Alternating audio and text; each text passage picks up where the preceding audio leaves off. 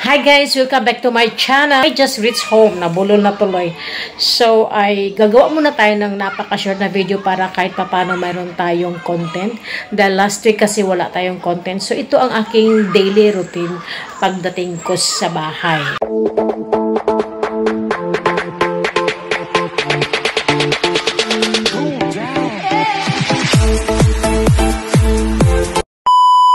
Yan ang aking pinaka-altar. Actually, nagsindi na ako ng candle kasi by right every 6 o'clock in the evening magsisindi ako ng kandila sa aking altar. Pero ang nangyari kasi is anong oras na 7 plus na. So, ayan, sinindian ko na siya ng kandila. Yun ang nagiging habit namin guys. Kasi marami akong kandila na nakatago dyan. So, ayan, bundle-bundle yung candle namin para lang talaga sa aming altar. As you can see, ayan. So, ganyan ang aming candle. So, ayan. So, this time, ay gagawa muna tayo ng quick dinner lang. So, magtitingin muna tayo doon sa freezer ko ano ang maluluto natin. Ayan, titingin muna tayo dito sa ating freezer kasi marami kami mga frozen food guys. So, ilalagay na lang namin either microwave or ilagay namin sa air fryer. So, ito yung lagi kong niluluto yung chicken seaweed. So, tingin muna tayo. Meron kasi ako ditong nagustuhan. Okay, wait lang guys ha.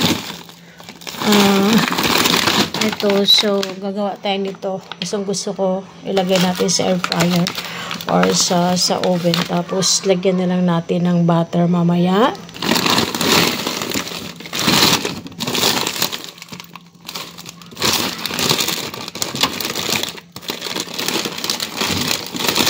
So, at itong chicken bean curd wrap.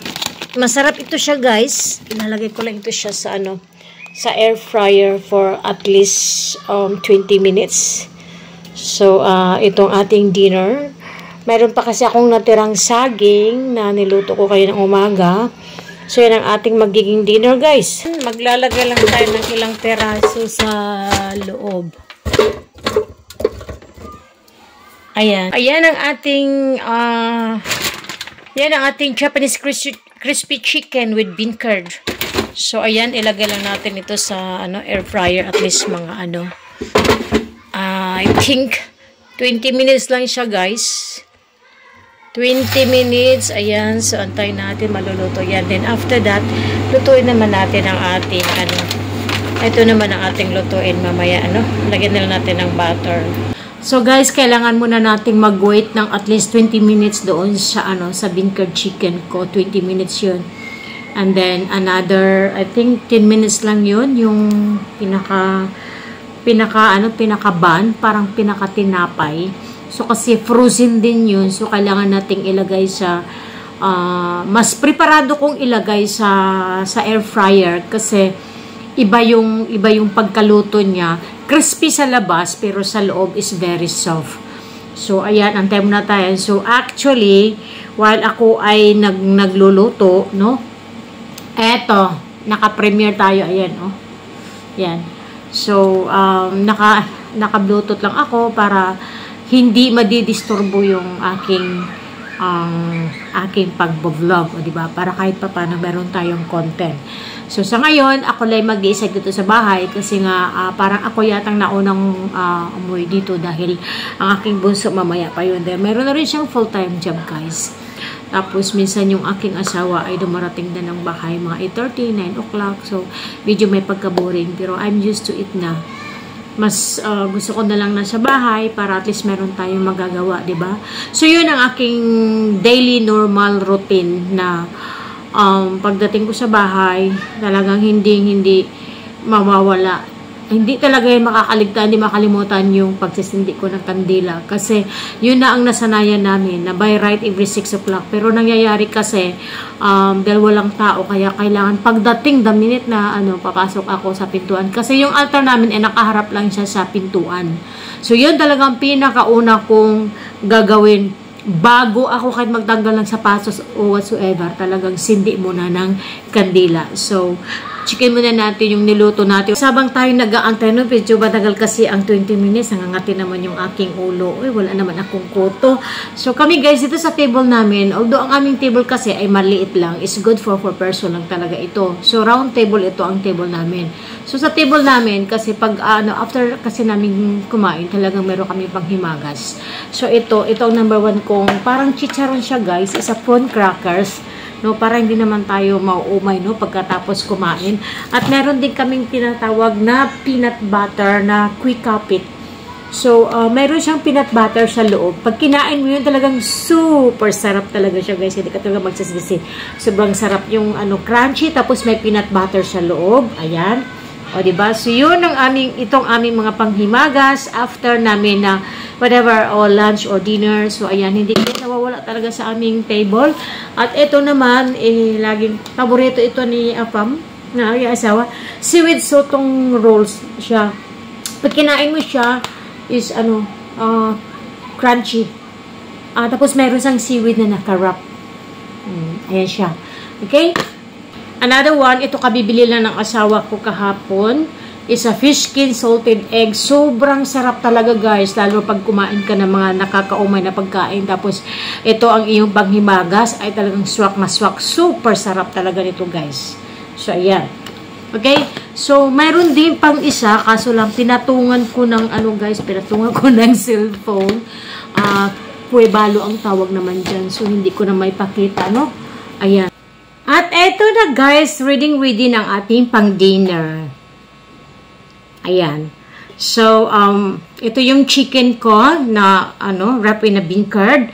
Meron akong dalawang bread na nilagay ko rin siya sa, nilagay ko siya sa air fryer. So, nilagyan ko yan siya ng cheese. Sobrang init pa. Meron tayong 3 piraso na, saging. So, ito ang ating dinner guys. Okay na ako. Solve na ang tiyan ko nito. So, ayan. At syempre, hindi talaga mawawala yung aking chili sauce. Dahil nga, para hindi nakakaumay. Dahil ito kasi ang chicken with bean curd, wrap in a bean curd is oily. Pero anyway, natanggal na siguro yung oil niya, no? Kasi niluto ko siya sa, tawag nito, air fryer. So, tumulo yung kanyang, tawag nito, ang kanyang mantika. So, let's tuck in.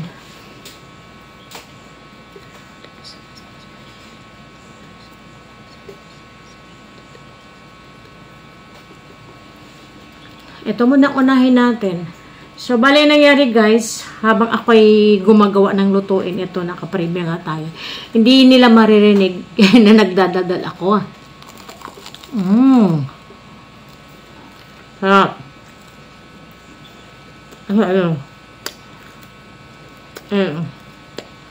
Very fancy siya. Sa gardenia lang kasi meron ganito guys. Kaya mas piperado ko siyang lutuin sa air fryer kasi nga crunchy, crispy sa labas at saka malambot sa loob. Ayan. O, diba? Sana all. Harap. At ito naman, din siya. Crispy din to. Super. Ayan.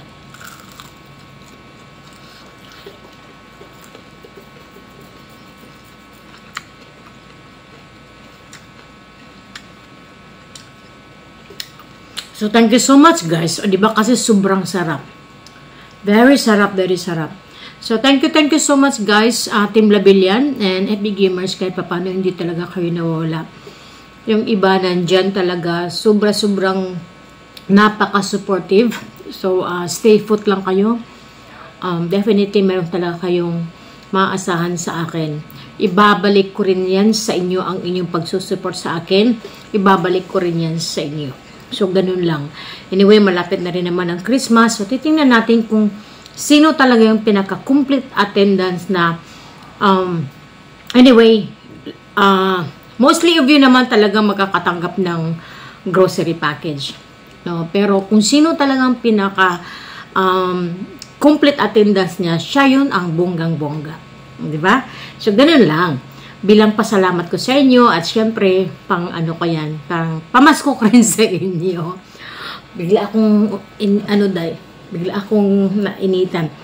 So, thank you so much guys. Thank you so much for watching. So, kailangan ko na itong i-end kasi kung talagang tatapusin ko habang ako nagdadal at kumakain, baka gusto min kayo dyan. Diba? This is Tita Label. Thank you so much. And please do not forget to subscribe, to comment, and subscribe to my YouTube channel. Bye!